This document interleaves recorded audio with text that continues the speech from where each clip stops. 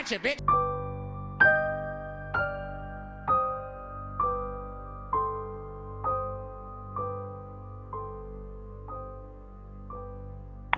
Hi, Rush. It's great to be here. I'm going to try to hold myself together, not get emotional here, but I want to harken back to your statement about Georgia and about the Trump voters. Yeah.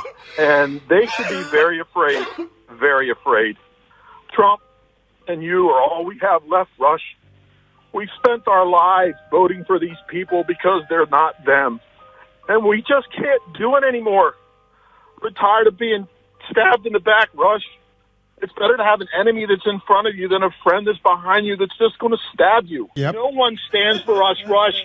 Only you and Donald Trump. God forbid, what do we have left? I love my president. I am not a revolutionary, Rush, but I will die for my president. Flashback montage. You have people out there calling for recounts that are unsubstantiated based on no evidence. This was a legitimate election, and no one should question the fact that Donald Trump is the president-elect. Hillary is on her sore loser tour, and now we have her going through recounts. You know what she needs to do? She needs to get over it. She lost. Get out of the way and let Donald Trump be president. Do you think the Democrats are sore losers? Yeah, I do. The reality is they're a bunch of spoiled crybabies. The left's going to lie. The left's going to besmirch. They're going nuts crazy. now. They can't accept the election results, let alone the fact that he's actually going to solve problems. Ain't no way. Ain't no fucking way. That's right, Future. Ain't no way.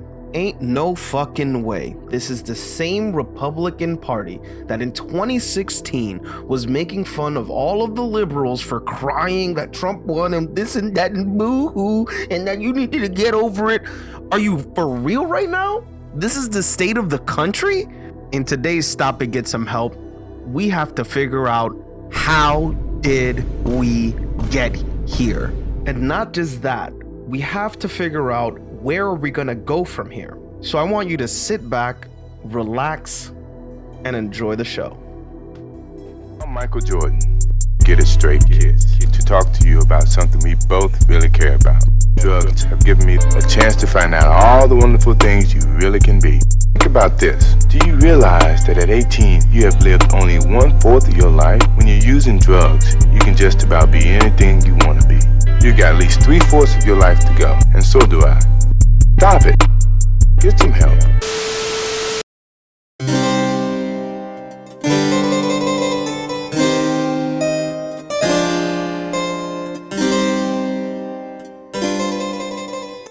A snake, a scoundrel, a new strain of a son of a bitch, a savage, abrasive, and amoral.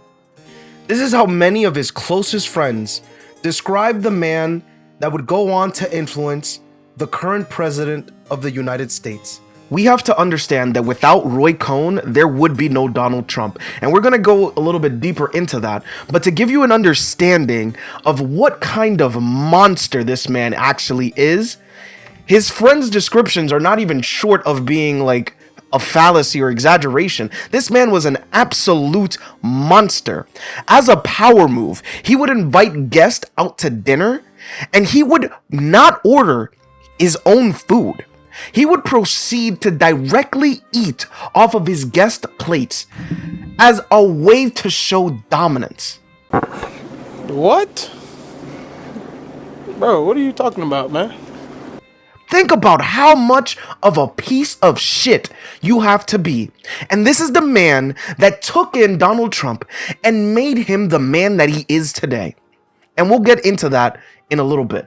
But first, let's go ahead and explain where Roy Cohn came from, the person that he is, and why he became so influential in the life of a young Donald Trump. Roy Cohn first started his career as a lawyer at the young age of 23 as a U.S. prosecutor in the trial of Ethel and Julius Rosenberg. They were convicted of espionage on behalf of the Soviet Union in 1951 and were executed by the electric chair 2 years later. With this win under his belt, he caught the attention of Republican Senator Joseph McCarthy. Now, if you ever had to study McCarthyism in school, you already know who Joseph McCarthy is, and you can tell where this story is about to go.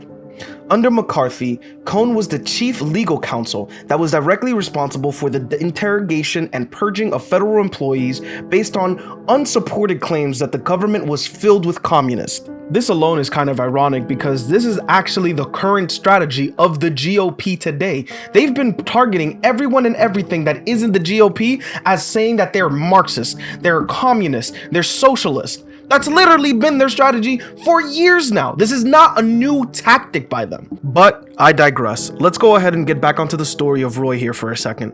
Playing directly off of the fears that he established during the McCarthy trials, he then turned his witch trials onto the gay community, where he then started what is now known in American history as the Lavender Scare, stating that they could easily be compromised by the Communist Party who could blackmail them for being homosexuals. This fear-mongering led then-President Dwight D. Eisenhower to sign Executive Order 10450, which essentially made it illegal to be gay within the federal government. This directly led to the firing of over 5,000 U.S. employees. And if you still believe that Roy is not an absolute piece of human garbage, just know that Roy himself was a gay man. And I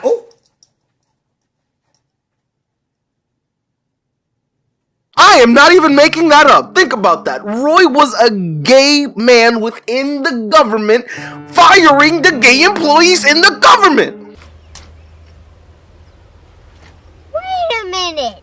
And again, this is not a new tactic by the GOP. They've been doing this for years now. A perfect example of this in current day is Candace Owens. They'll take somebody who's black, put them against the black community, giving messages that are completely against their best interest, and then defend it by simply saying that she can't be racist because she's black. Well, no, she's just being The King.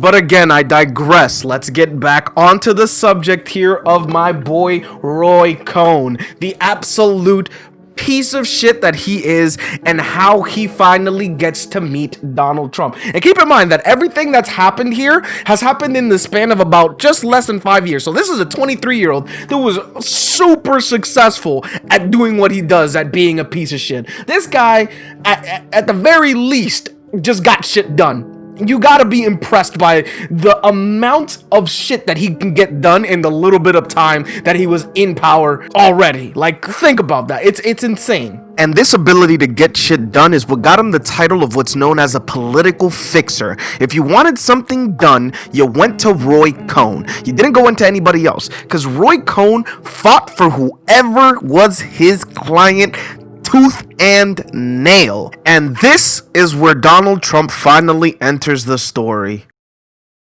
Now, this next part in our story is gonna be really relevant, so I don't want to mess it up in any way, shape, or form. I'm actually gonna read this directly off of a Vanity Fair article where Donald Trump himself explains the story of how he ran into Cohn for the first time.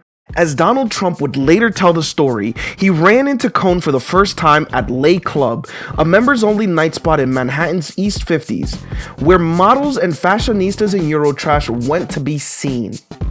Quote, The government has just filed a suit against our company, saying that we discriminated against blacks. What do you think we should do, Roy? Cohn's response, tell them to go to hell and fight the thing in court and let them prove you discriminated. The Trumps would soon retain Cohn to represent them. Now, Roy's first win for Donald Trump was actually really interesting. So essentially, the evidence against Trump was damning. Pretty much, the Department of Justice had a lawsuit against Trump against 39 of his properties, where they alleged that whenever a black renter would come and apply at one of his apartment, their paperwork would allegedly be marked with a C, indicating that they were colored. Now, you're probably thinking to yourself, oh, well, Roy Cohn probably went into court and argued against this, saying that, well, show me the evidence of us doing this. Roy's a piece of shit. He wasn't gonna take this to court. That would have been stupid. It would have been suicide. No. Roy instead started a countersuit against the government. Now, I actually want to quote from a lawyer and a journalist at the time, recalling the event, Stephen Brill. He goes, They actually got reporters to appear for a press conference where they announced that they were suing the Justice Department for defamation for $100 million. You couldn't get through your second day of law school without knowing it was a totally bogus lawsuit. And of course, it was thrown out. Think about that. Instead of going to court and actually arguing like a normal lawyer to prove that his client wasn't a racist piece of shit, no. Roy said, no, we're gonna lose that. We're gonna go ahead and just countersue them for a ridiculous sum of money that they would never pay. And lo and behold, the Department of Justice dropped the suit. Hey, yo, what the fuck? Now, the problem with the relationship between Cohn and Trump is that they were pretty much a symbiotic duo made in hell.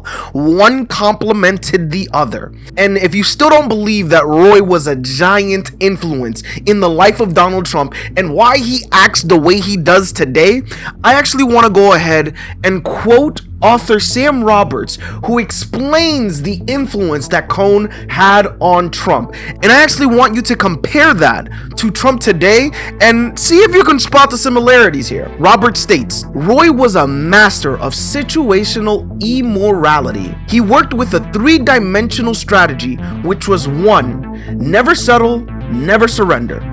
2. Counterattack, countersue immediately. 3. No matter what happens, no matter how deeply into the muck you get, claim victory and never admit defeat. And for years, Roy represented Trump as his #1 personal lawyer.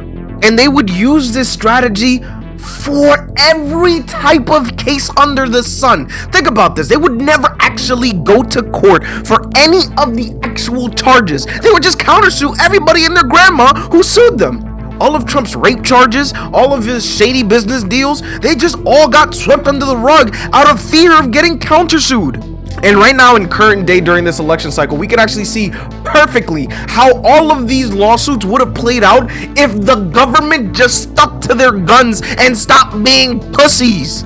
He doesn't actually ever have a solid case. He is just throwing things at the wall to see what sticks. That's where I'm gonna go ahead and wrap up the story of Donald Trump and Roy Cohn. We gotta go ahead and push into the next chapter here because we still have a lot more to talk about here. But I will tell you this, thankfully, Roy Cohn is dead, but his influence lives on in Trump because even as recently as 2018, while Trump was being grilled over his Russia investigation, Trump was quoted as saying, "Where's my Roy Cohn?" Pretty much asking to see who was going to defend him. That's the type of influence that Roy had on this man's life. But thankfully, that monster is goddamn dead. Goddamn dead. And I'm talking like dead. Man, I'm dead. And just to show you that karma's a bitch, Roy died of HIV/AIDS during the AIDS epidemic that was taking over the gay community. Fucking loser. But I want everybody to come together to tell Roy that he needs to Stop it. Get some help.